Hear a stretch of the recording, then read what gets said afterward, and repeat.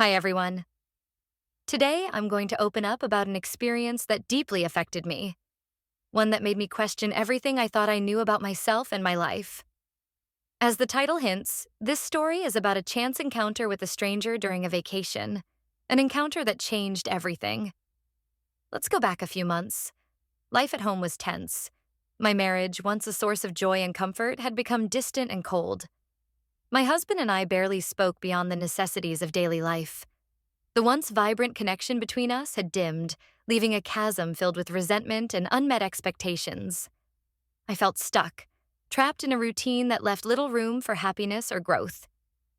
After yet another argument that left me emotionally drained, I realized I needed to step away, to clear my mind and figure out what I wanted. So, I booked a trip to a quiet coastal town, far from the chaos of my life. I needed space.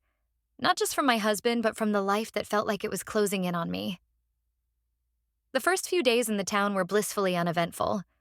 I woke up to the soothing sound of waves crashing against the shore, spent my mornings reading on the beach, and wandered through the town's charming streets in the afternoons. The pace of life was slow, allowing me to breathe for the first time in what felt like years. Yet, despite the peaceful surroundings, my mind was still a storm of thoughts about my marriage. I kept replaying our fights, the moments when things started to unravel, wondering if there was a point of no return. Then came the evening that changed everything. I was sitting at a small beachside bar, sipping on a glass of wine as the sun set over the horizon. The sky was a canvas of oranges, pinks, and purples, reflecting off the calm waters. The beauty of the scene was almost enough to quiet my restless thoughts. Almost. I was lost in my own world when I noticed him. Leo. Leo sat a few seats away, seemingly lost in the same sunset. He had an air of calm confidence, a quiet presence that seemed to blend effortlessly with the serene setting. He wasn't overly striking, but there was something about him that caught my attention. Perhaps it was the way he seemed completely at ease, as though he belonged to the moment in a way I hadn't felt in years. Our eyes met briefly, and in that moment, something shifted inside me. There was an unspoken connection, a recognition that neither of us acknowledged but both felt. For a while, I debated whether to approach him. Part of me wanted to stay in my cocoon of solitude, but another part, a part I hadn't felt in a long time, yearned for connection. Before I knew it, I found myself walking over to him. "Mind if I join you?" I asked, trying to keep my voice steady. He looked up, a warm smile spreading across his face. "Not at all," he replied, motioning to the seat beside him. We started with small talk, discussing the beauty of the sunset and the charm of the town. But soon our conversation deepened. Leo had a way of listening that made me feel seen, understood. He wasn't just hearing my words. He was truly listening, absorbing every nuance of what I was saying. We talked about our travels, our dreams, and our fears. He shared stories of his journeys, his encounters with people from different walks of life, and his philosophy of living in the moment. At one point, he turned to me and asked, "What do you truly want, Olivia?"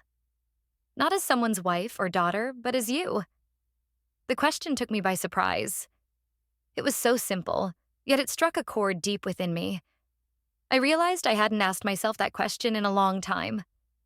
I had been so consumed by the roles I played in my life that I had lost touch with my own desires, my own identity. As the evening wore on, we decided to take a walk along the beach. The moon had risen, casting a silvery glow over the sand and water.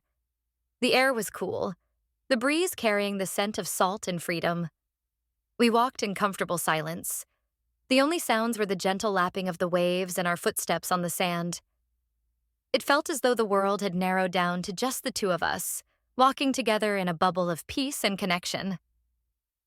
We eventually reached a large rock near the water's edge and sat down. The ocean stretched endlessly before us, a vast, dark expanse under the starlit sky. For a while, neither of us spoke. We simply sat there, immersed in the beauty of the moment and the quiet understanding that had grown between us. After a long silence, Leo turned to me and said, "Sometimes life gives us these moments, these encounters that remind us of who we are, or who we could be. Maybe that's why we met tonight. His words resonated deeply. For so long, I had been defined by my roles: wife, daughter, friend, that I had forgotten who I was at my core. In that moment, under the vast expanse of the night sky, I felt a shift within me. I realized I needed to reconnect with myself, to rediscover the person I had buried under the weight of expectations and routine. What happened next was something I hadn't planned or expected.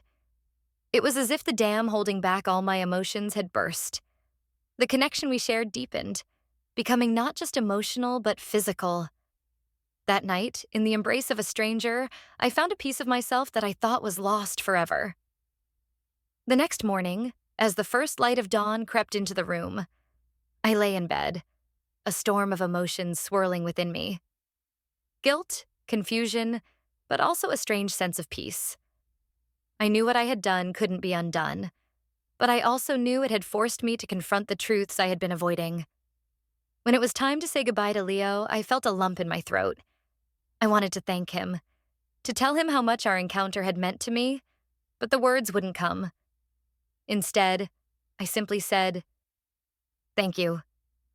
He nodded, his eyes filled with understanding. "Take care of yourself, Olivia," he said softly before turning and walking away. The rest of my vacation was a time of deep reflection. I spent hours walking along the beach, journaling my thoughts and trying to make sense of everything that had happened.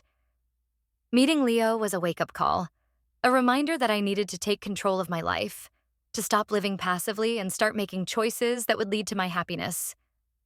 When I returned home, I knew I had to confront my husband about the state of our marriage. I didn't tell him about Leo, but I did open up about the emotional distance I felt, the emptiness that had taken root in our relationship. It was a painful conversation, filled with tears and difficult truths, but it was also the beginning of a new chapter for us.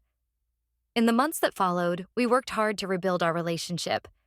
We sought therapy, learned to communicate more openly, and made a conscious effort to prioritize each other. It wasn't easy, but it was worth it. Today, our bond is stronger than ever. I've also learned the importance of staying true to myself, of finding balance between being a loving partner and honoring my own needs and dreams. Meeting Leo was a pivotal moment in my life. It reminded me that sometimes we need to get lost to find our way back. Life is messy, full of unexpected turns and mistakes, but it's how we learn from those experiences, how we grow, that truly defines us. Thank you for listening to my story. If you've ever had a similar turning point, I'd love to hear about it. Let's share, learn, and grow together. Until next time, take care of yourselves.